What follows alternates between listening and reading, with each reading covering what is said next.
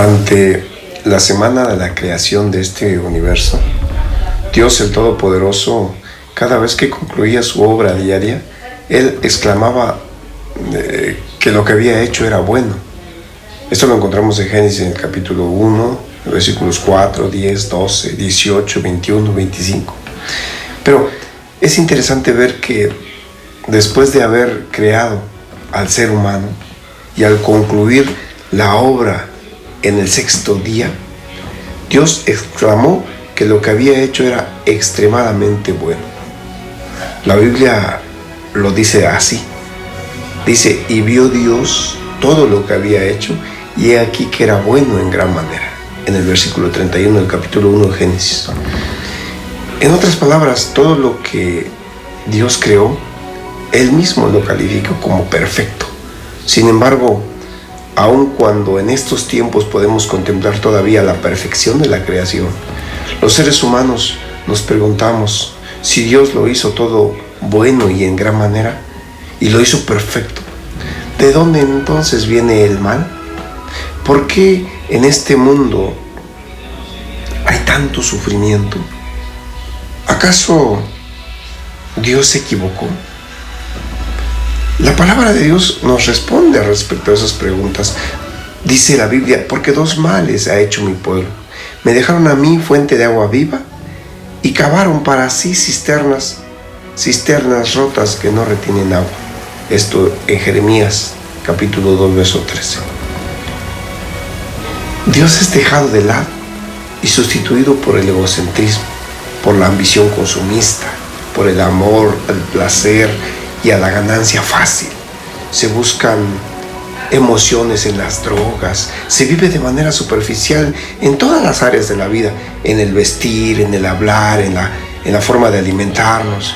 Todo es superficial, todo regido por el egocentrismo. Incluso hay quienes buscan respuestas aún en el suicidio, alentados quizás por la utopía de una vida más allá de la muerte. El profeta Isaías menciona otra causa. Dice, y la tierra se contaminó bajo sus moradores porque traspasaron las leyes, falsearon el derecho, quebrantaron el pacto sempiterno. Por esta causa, la maldición consumió la tierra y sus moradores fueron asolados, dice Isaías en el capítulo 24, versos 5 y 6. El ser humano hizo a un lado a Dios y traspasó su ley. Es lo que estamos leyendo que dice la palabra de Dios.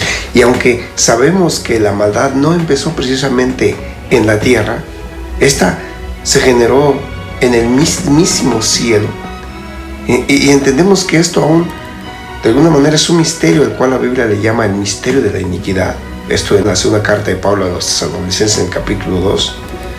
Vemos que el personaje que se rebeló ante Dios fue un ángel creado por Dios llamado Lucifer, nombre que traducido quiere decir lucero de la mañana, ejemplo de belleza e inteligencia, a quien la soberbia le hizo perder su posición en los cielos, transformándose en Satanás o en el adversario de Dios. Es imposible explicar el origen del pecado y dar razón de su existencia. Sin embargo, se puede comprender suficientemente lo que atañe al origen y a la disposición final del pecado para hacer enteramente manifiesta la justicia y benevolencia de Dios en su modo de proceder contra todo mal.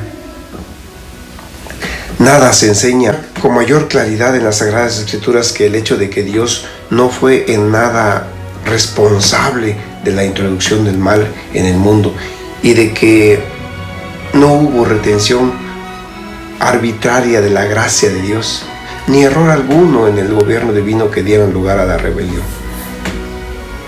El pecado es pues un intruso y no hay razón que pueda explicar su presencia. Es algo misterioso e inexplicable. Excusarlo equivaldría pues a defenderlo.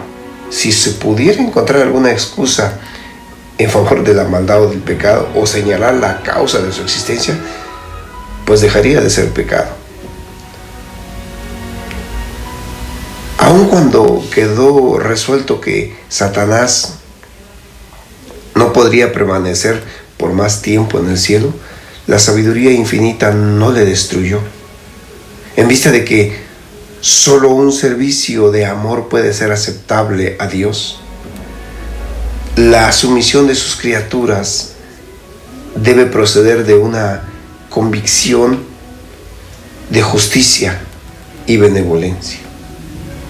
Los habitantes del cielo y de los demás mundos, no estando preparados para comprender la naturaleza ni las consecuencias del pecado, no podrían haber reconocido la justicia y misericordia de Dios en la destrucción de Satanás.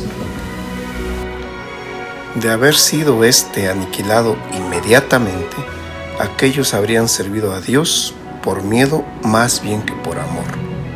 La influencia del seductor no habría quedado destruida del todo, ni el espíritu de rebelión habría sido extirpado por completo.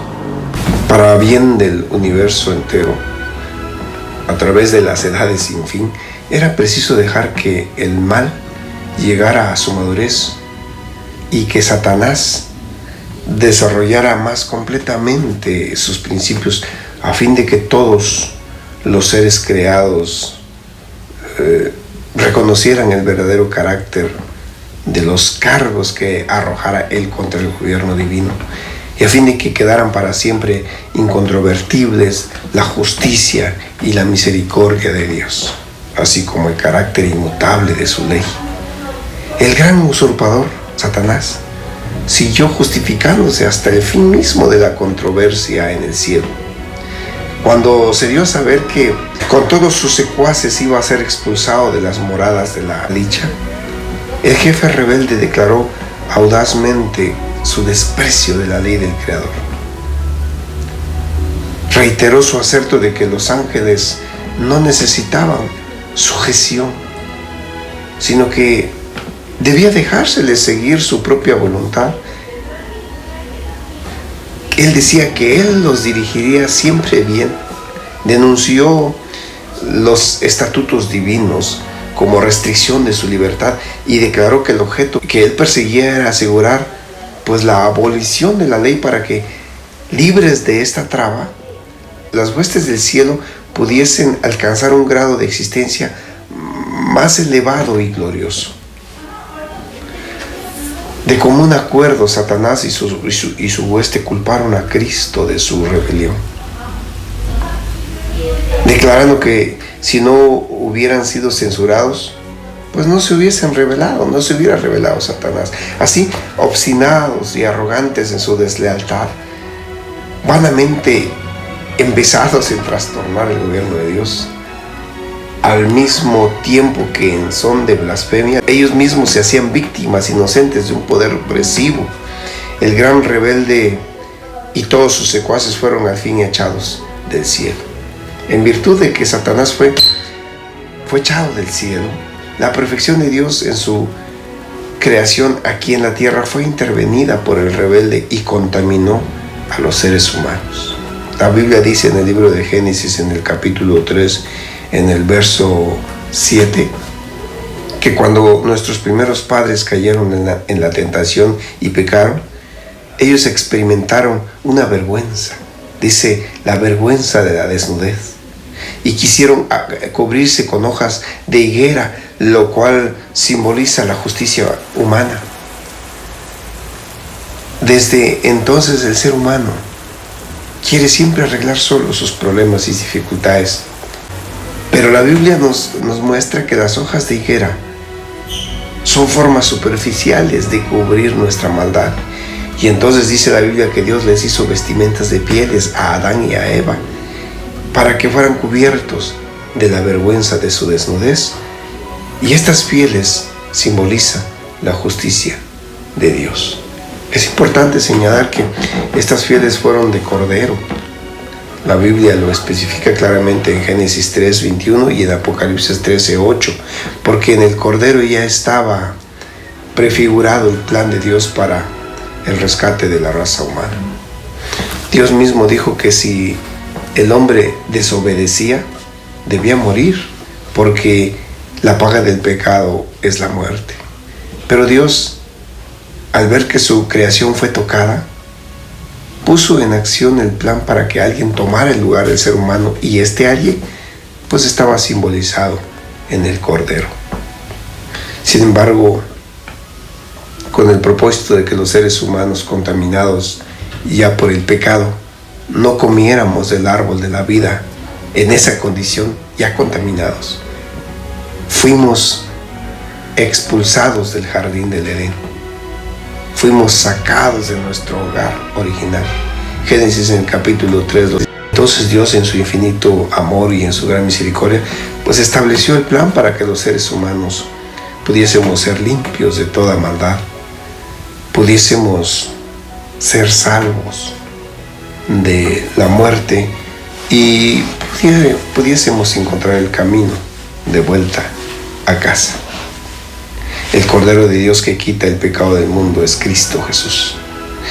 Y los temas que a partir de hoy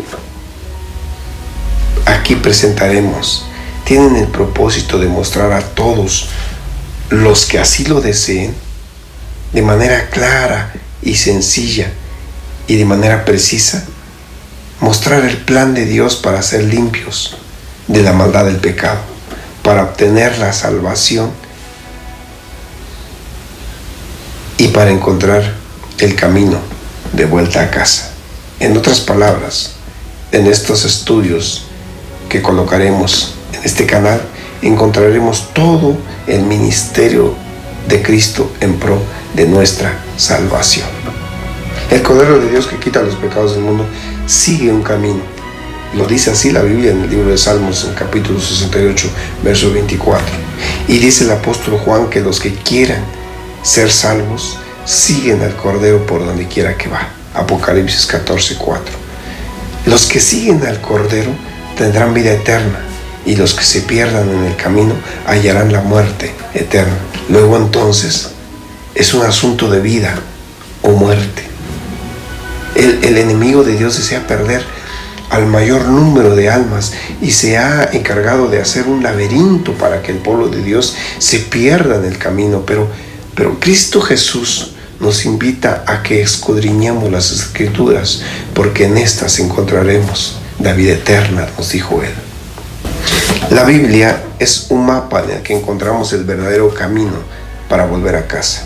Así que en los videos y en los temas que encontrarás con el título El Santuario, el camino de vuelta a casa, podrán descubrir de manera ordenada, paso por paso y uno a uno, todas las fases del ministerio de Cristo en pro de nuestra salvación. Y así, juntos encontraremos el camino de vuelta a casa. El Señor te bendiga.